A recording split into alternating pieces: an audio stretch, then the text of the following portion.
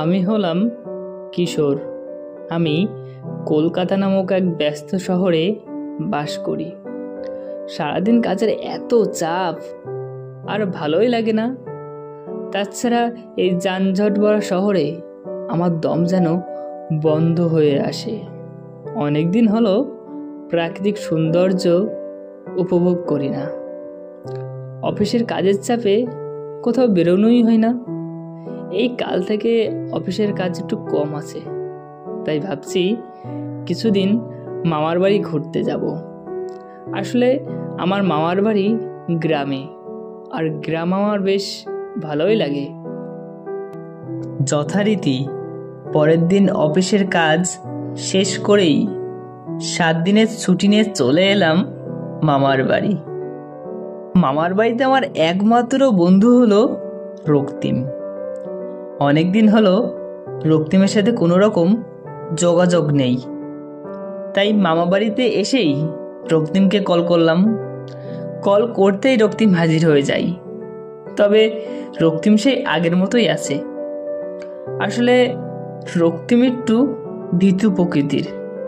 রক্তিমকে দেখে আমি বললাম, কিরে ভাই, কি খবর তোর? এই তো ভালোই আছি, তোর খবর কি? চলে যাচ্ছে ভাই। সারাদিন কাজের এত চাপ, ছুটি পাই না। তাই এবার ছুটি পেতেই চলে এলাম তোর সাথে দেখা করতে। তা তুই এখন কি করছিস? কি আর করবো, এই চাকরির জন্য পরীক্ষা দিচ্ছি, দেখা যাক কপালে একটা বাঁধে কিনা। দেখ কি হয়। আসলে কি বলতো, এখনকার যুগে চাকরি পাওয়াটা খুবই কষ্টকর, তবে কপালে থাকলে হবে। লেগে থাক ভাই, দেখা যাক কি হয়। বলছি যাই হোক ভাই, তোর মনে আছে ছোটবেলায় একবার তোকে ভূতের ভয় দেখে তোর প্যান্ট ভিজিয়ে দিয়েছিলাম?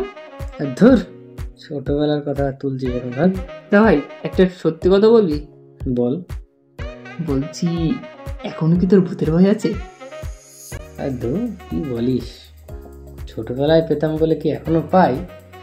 তবে হ্যাঁ, একটু একটু। আমি আর রক্তিম দুজনেই গল্প করছি।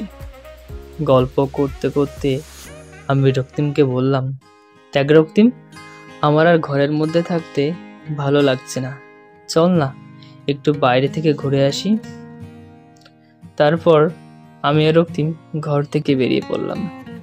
বেরিয়ে গ্রামের সরু রাস্তা দিয়ে আমি আর রক্তিম হেঁটে যাচ্ছি। দুপাশে ঘন জঙ্গল। এমন সময় আমার বাথরুম পাই। আমি রক্তিমকে বললাম, রক্তিম দাঁড়া, আমি একটু বাথরুম করব। তখন রক্তিম আমাকে বলল, কিশোর, ওইদিকে যাস না ভাই। কেন? আরে বলছি যাস না, কারণ আছে। আরে বাড়া, বলবি তো কি?